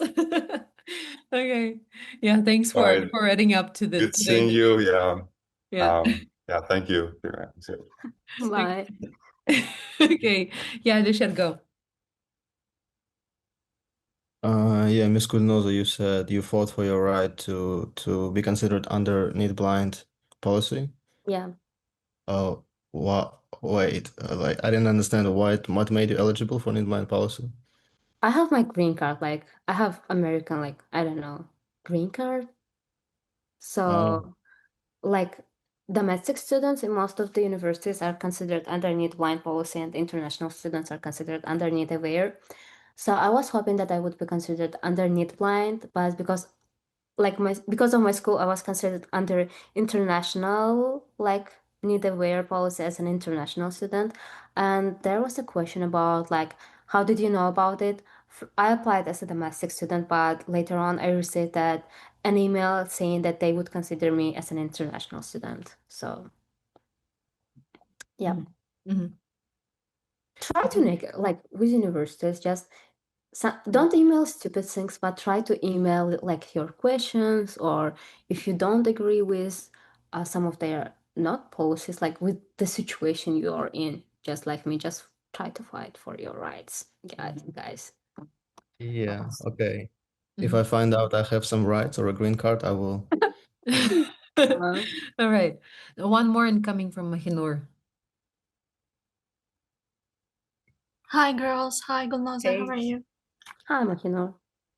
My question is, I'm applying RD to Duke, and one of the values of Duke is like its global community, in like there are a lot of communities and races and all this stuff, and I'm trying to focus on how I blend myself in global community in YS essay by talking about my experience in international organization like UNDP. Yeah. Just a minute, engage.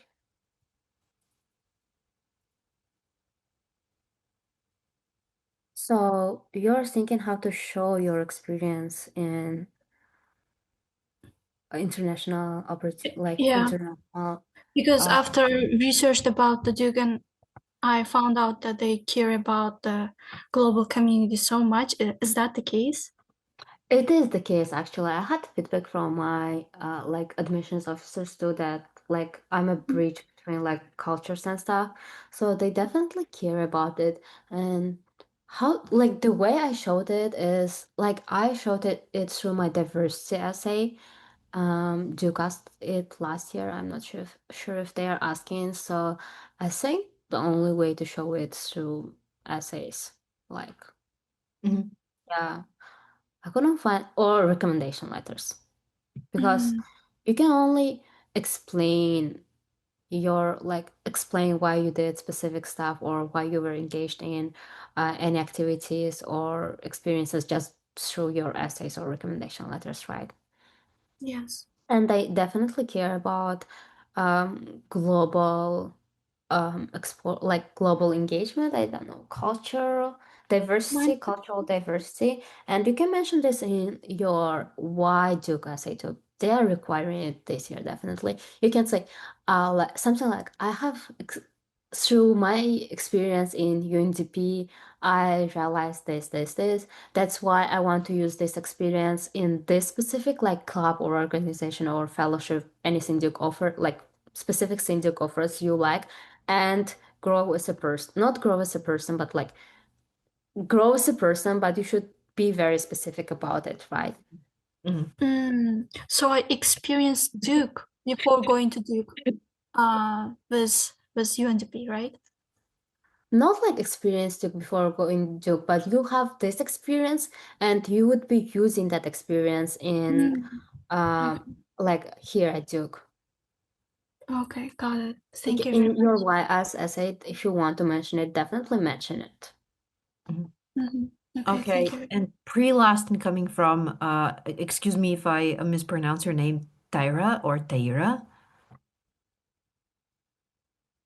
Hey. Hello, everyone. Yeah, you said Hi. it correctly. My name is Tyra, Mm-hmm. and I wanted to ask if okay, so right now I'm in 11th grade and I'm applying to U.S. universities, but I still plan on taking a gap year to boost my application. And I wanted to ask about extracurricular and honors. If I improve them on my gap year, won't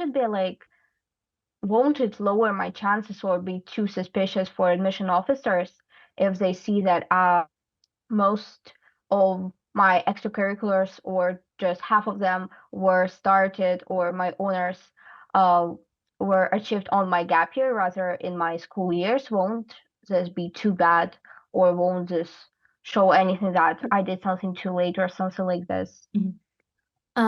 With honors, it's not bad at all. Like if they are like very like high level honors, then that's totally fine. But I would definitely recommend mentioning some like achievements from previous years too. And with activities, like like half of them is fine, but not all of them, you know. And as long as you're backing up this, like with your recommendation letters, that's okay. And then as long as you're showing a lot of improvement on Yeah. in like your activities, a lot of growth, then that's okay. And just start early. If you're like, if you do it like if you start it right now, then you can say 11th grade and gap year, right? Which is slightly better than just gap year. But if it's only during your gap year, that's totally fine. So. I'd also say that it's like if you start a lot of new activities, it's important to show that they were not like they didn't originate from just out of nowhere because you're like, I need to apply, but Yeah. that they are direct result of your lived experience. So like you reflected on like and there were some things that you wanted to do, but then only this year they turned into activities, right? So that they actually were born earlier than, than brought into execution. If that is also framed right and delivered that way, I think that's quite safe. Yeah. Yeah.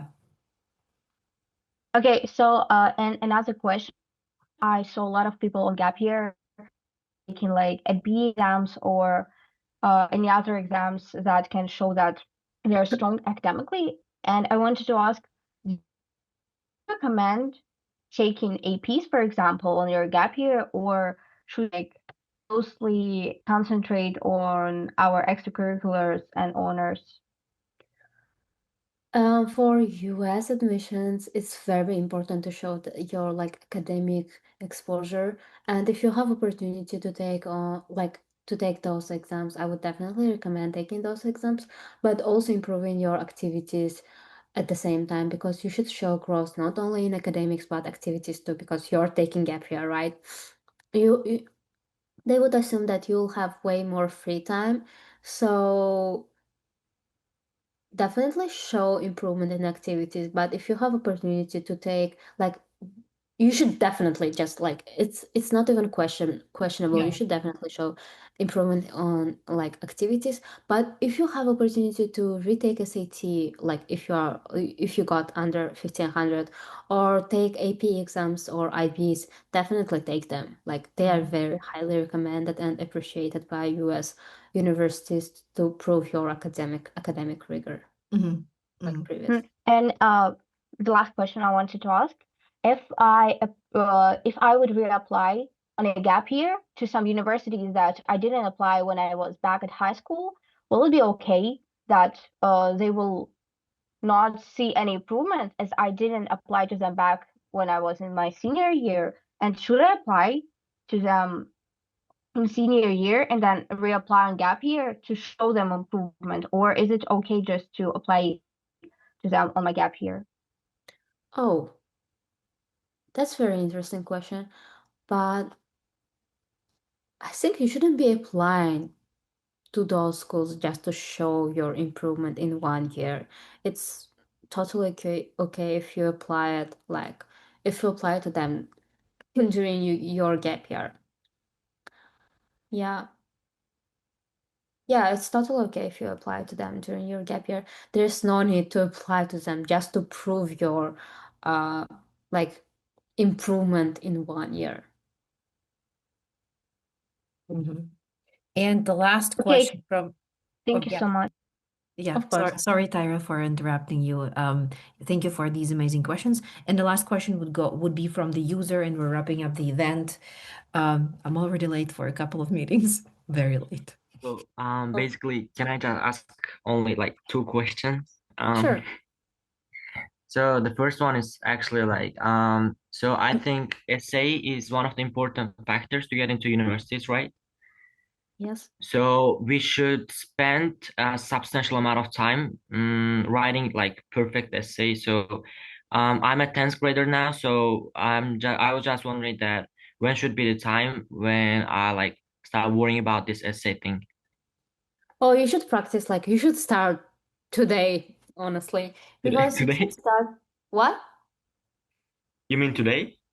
Like, you should start practicing and improving your writing skills today. But writing your personal statement, like, starting in summer is a good idea.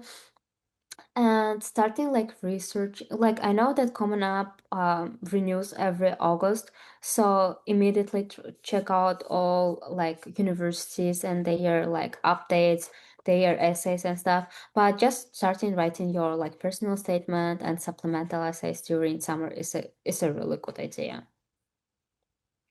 And the second question, so I since I'm a like newcomer here to I mean to this admission thing, I don't know much about like applying to universities. So I had a question, for example, if you get into Harvard in early action, so can you just like include that thing to like regular one to like other universities? For example, yeah, I got into Harvard and like I just like skipped this opportunity and I want to like enroll in your like university. So Oh, okay. So is it that legit? depends. Like, is that sensible?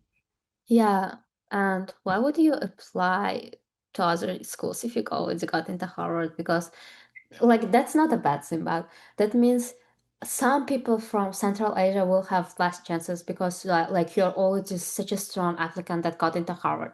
And if you want to study in Harvard, if you don't want to study in Harvard, then that's okay. I'm not sure about Harvard's um like No, I mean, uh, applications, can I but rephrase it? yeah, I Uh, got it. So, okay, go ahead. so for example, like I'm not like saying particularly like Harvard, like if I get into like Carnegie Mellon, so can I just include that for my application, for example, for Caltech or like Georgia Tech or something like that? No, Uh, it shouldn't be Harvard, like it can be like lower schools, like yeah. um, no, don't include into your application that you got into like schools. You know about regular decision, early action, and like difference between early decision and restrictive early action, right? Just if even if you get like into Harvard or MIT or any top school, just don't include that you got into specific school into application of other schools because they will think that you will go to that school you mentioned rather than to their school. Even if you get like into, I don't know, top 300 university and then you're applying to MIT and then they are strongly considering you, but you mentioned like other school, then they would be like quite suspicious and questioning that. So just don't include that you got into any school. Uh-huh. I was just curious. So can I ask the last question? Sure. So for example, if you take a gap year, that means that either you didn't get into universities in the first year, and I mean, if you take a gap year, wouldn't just like lower your chances to get into university? Like this is like stupid question. Sorry, I'm just asking that about like coming from curiosity. So Um, did you get so what I mean? taking gap year, wouldn't it lower your acceptance? Um, to be honest, I don't know because I'm not in admissions committee, right? But I don't think that taking a gap year would lower your acceptance. It depends on you. If you like improved your application a lot, if you did a lot of new things, then it wouldn't lower your acceptance rate. But if you didn't do anything substantial during your gap year, then it would definitely lower. So at the end of the Mhm. day, it depends on you. But it's not harmful that you're taking gap year.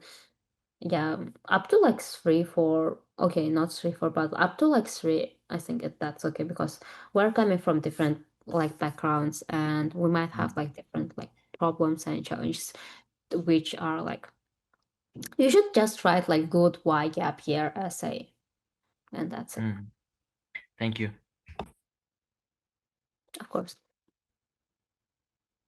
Sorry. Guys, hey, I guess we can finally wrap up because we've been live for more than 2 hours. This is one of the longest events in the history of the Getting-ins, and I guess one of the most successful ones too. Thank you all for a staying so engaged, sharing your concerns, your questions, in the event chat here, voicing yourself. That contributed to an amazing event. I enjoyed it so much. I enjoyed so much reflecting and connecting and summarizing information for you and learning from Gulnoza. Yeah, super happy seeing everyone. That was the freshman getting in serious. Episode 4 was Gulnoza, who got into Duke with 2 gap years and one application attempt that wasn't quite what she wanted. And then she did it the way she wanted to. Today, we learned a lot about how to assess fit, how to demonstrate fit, how to navigate and make a decision about whether you must take gap year or not take gap year, how to strategically plan gap years. We also discussed, my God, what else did we discuss? Let me look into my notes. Um, yeah, how to develop your activities, how to develop your academics and plan it strategically. We answered a lot of your questions, and we also uh, reviewed Gulnoza's admissions file, right? Yeah, which I think was extremely valuable, too. Yeah, Gulnoza, any closing words from you? Yeah, thank you for everyone. And with the last question about mentioning a gap year, I just realized that you shouldn't be mention like the university you got into too, but if you're not getting like enough, for example, you got into UPenn and I don't know, Caltech, if like I heard that your Caltech is your dream school and Caltech gave you like 20K less and UPenn gave you full ride, you can definitely email the financial aid office and admissions office and say, hey, I got this much amount of from UPenn because UPenn and Caltech are like in the same league, peer universities. That's why can you give me more aid? And then they might be willing to adjust their aid based on your like needs. Yeah, thank you for everyone Yeah. for joining this I guess online event and thank you for your really interesting questions. Thank you, Valeria, for your amazing summaries and being such a great host. Thank you so much. I enjoyed it too a lot, guys. Stay tuned for the fifth episode. We're going to have a small break because of the new year and everything. You must expect the new episodes coming in the second half of January. Yeah, see you there. Bye bye. Bye bye.